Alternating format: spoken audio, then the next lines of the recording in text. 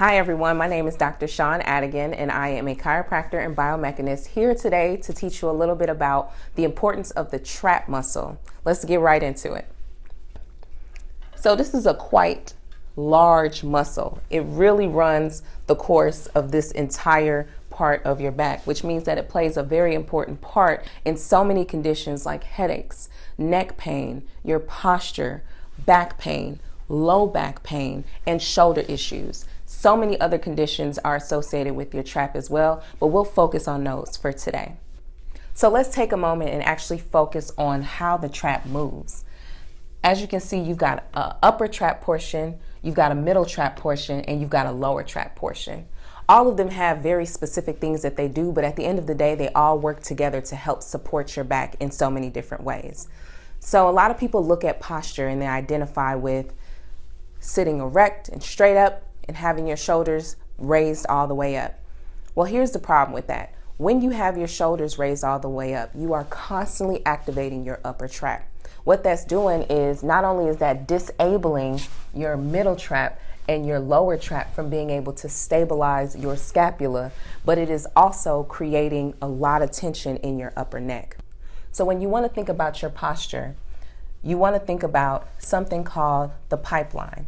Okay, so you don't want your head to be sitting forward, which is called forward carriage, and that's putting a lot of stress on your upper trap. You want to disengage those muscles and keep it to where your ears and your shoulder kind of fall in the same line. Okay, another thing you want to work on and focus on is something that's naturally happening as we spend all our time on computers is all of our shoulders are starting to roll forward. So in correcting that, you don't want to just, again, activate your upper traps, because what that does is just lift your shoulders as opposed to correct your posture. Mind you, you want to activate muscles in a way that will neutralize the spine and allow your muscles to sit in areas of neutral position. So you don't want things that are constantly activated. Some of the most important postural muscles that you'll have in your traps come from your lower traps, right here, and your middle trap right here, because they help to stabilize your scapula. By drawing your scapula into a neutral position, you're able to stand and operate with less neck pain, less shoulder issues, and less upper back pain. Well, what if you can't do that? You can't engage yourself in a neutral position without overactivating all of your muscles. Well, in that case, we have to look at three things. One, your thoracic mobility. How much mobility do you actually have within normal range in your thoracic spine?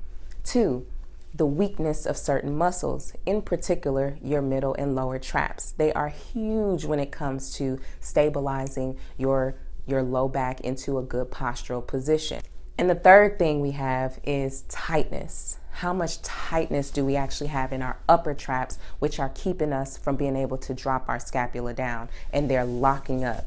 Some people have knots in their traps. Some people have just generally tight muscles. Some people bear their stress in their traps. There's so many reasons why your upper traps will hang out right here, and most times you won't even know it until you look in the mirror or give yourself a mental cue that says, drop your shoulders.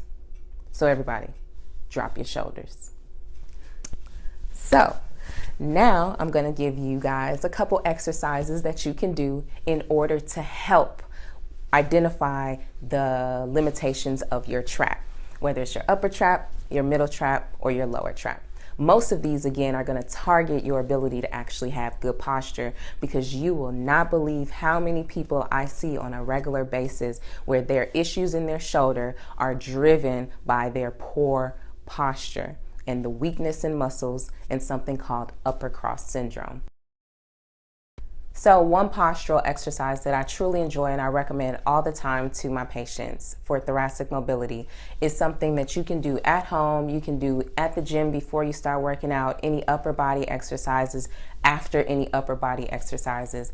And what you'll do is you'll place your arms with contact on the back part of your on the back part of your hand, your elbow, the back of your scap, the back of your head will lay flat on the wall, okay? If this is hard altogether, we have some issues, all right? For those of us who have shoulder issues, this may be a little bit challenging and we'll have to look at some other exercises to do. But for those of us who are capable of keeping our arms at 90 degrees or above, this is a great mobilization for your thoracic spine.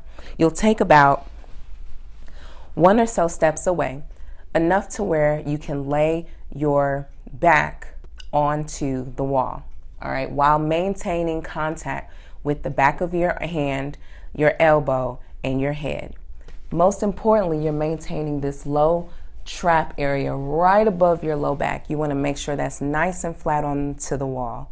Then what you are going to do without moving your upper body is just drop and slide down the wall until you can get your arms to straight. The key thing here is keeping your back flat against the wall. Then you're going to come back up, again, keeping everything flat against the wall, and stand up.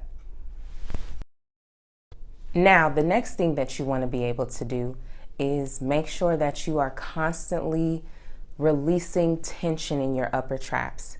A lot of times that just means a good upper trap and upper neck stretch. Now, if I'm going to do an upper trap stretch on the right side, I'm going to take my right hand and I'm going to sit on it. Then I'm going to take my left hand, go over my head, place it on the opposite ear, and stretch.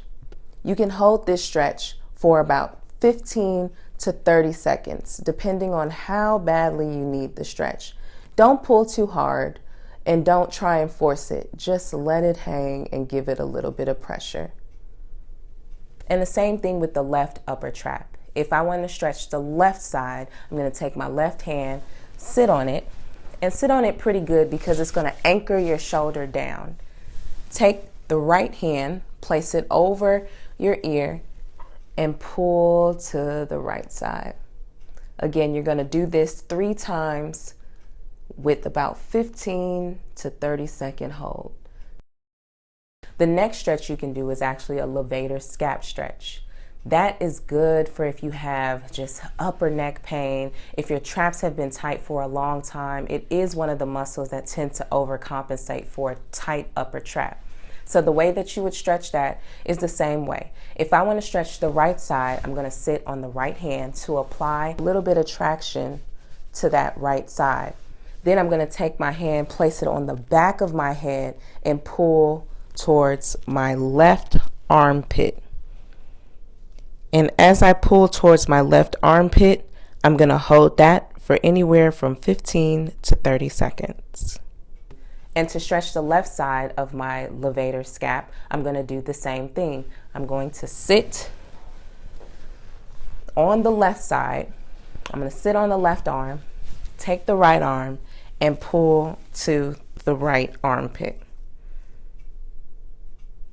Again, holding for 15 to 30 seconds and doing that at least 3 times. I usually recommend doing that 2 to 3 times a week, making it part of your warm-up, making it part of your cool-down stretch, and allowing you to really open up those neck muscles so that you can start to embrace your good posture.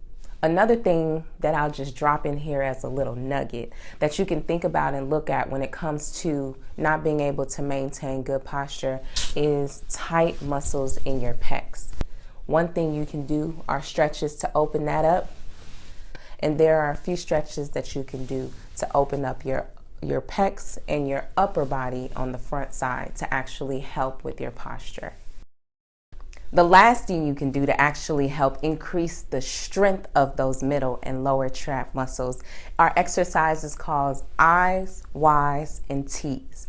These are exercises you can also do at home, you can do in the gym, you can add to your upper body regimen. It's just exercises that help to strengthen up the muscles in your back that are important for posture.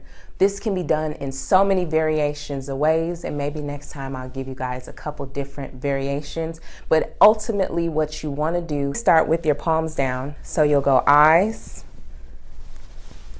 and you'll do Y's, which means you're out at about a 45-degree angle. Again, palms down, And then T's, you want to be at a complete 90-degree angle and lift up, okay?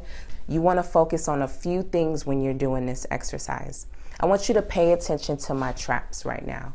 When I do eyes, notice that I lift with my shoulders flat. One thing I don't want you guys to do is lift here and drive your shoulders up, because again, you are overusing your upper traps and not giving the opportunity for that middle and lower trap to actually work. So be very, very mindful. Watch yourself do this in the mirror. Do not overuse your traps to lead with the exercise. When you're doing Y, same thing. Don't lead here. You want to lead with the shoulders, okay? And with T's, same thing. You're not doing your T's like this. You're going to lead with the shoulder. So make sure you pay attention to those little details, and they will make a big difference. So there we have it. Upper traps, middle traps, lower traps. This is how we focus on making sure that your posture is in a good place. And again, this isn't the only way, but here's one way that you can start with. Make sure you like, subscribe, and share if you want to learn more about what I have going on at Extra Wellness Center. This is Dr. Sean, checking out.